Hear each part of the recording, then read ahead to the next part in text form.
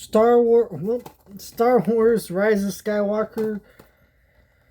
Oh man, I will be honest. I was not a big fan of The Last Jedi when this movie came out, so I kind of gave it a decent review on my old channel a while back. Do I stand by that? No. This movie is dog shit. I think this movie, basically what J.J. Abrams tried to do, is basically J.J. Abrams tried to ignore the previous movie, make a direct sequel to The Force Awakens, but because in doing that,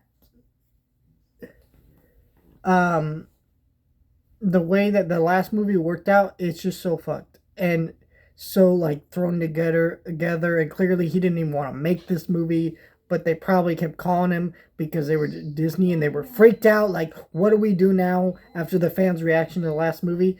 And here's what you do. You keep going with what you set up, and you course correct enough by, making the things good. Like, Rose is barely in this movie. Why? If the issue was that she was a poorly written character, then fix her. Write her better. That's all you had to do. But instead they cut her out.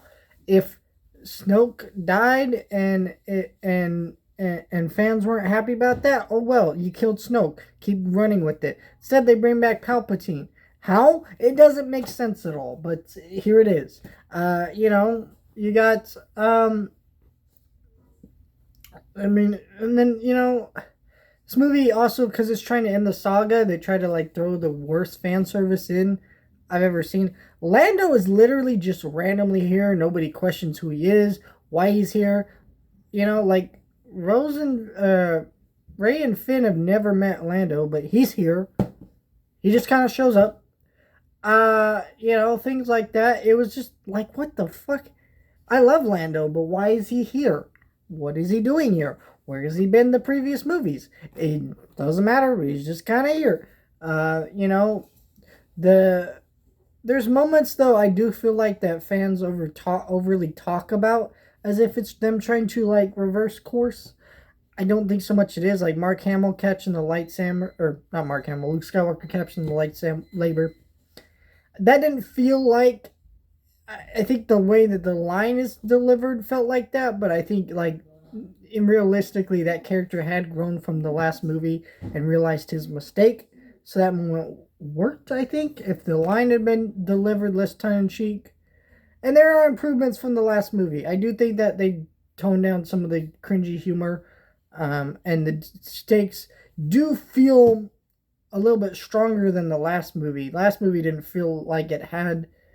It's a weird movie where there was urgent things going on and actually bigger, grander stakes, but yet it didn't feel that way, where this movie does. I enjoy some of the fan service at times, Luke and Leia looking off into the distance.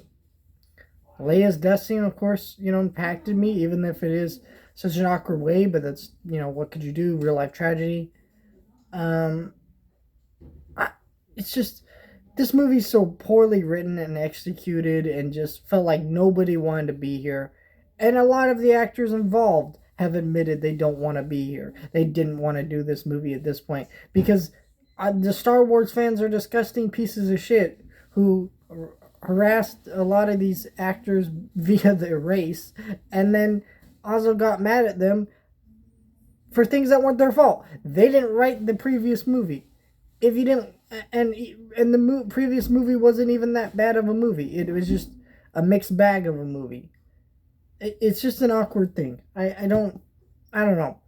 I'm glad this is the note that we're ending the Star Wars reviews off on. I mean, of course, I want to end it in a positive way, but I'm saying that in the sense that, look, I don't have to talk about any more Star Wars movies till Mandalorian Grogu, but yikes, what a clusterfuck of a movie. Just, whoa.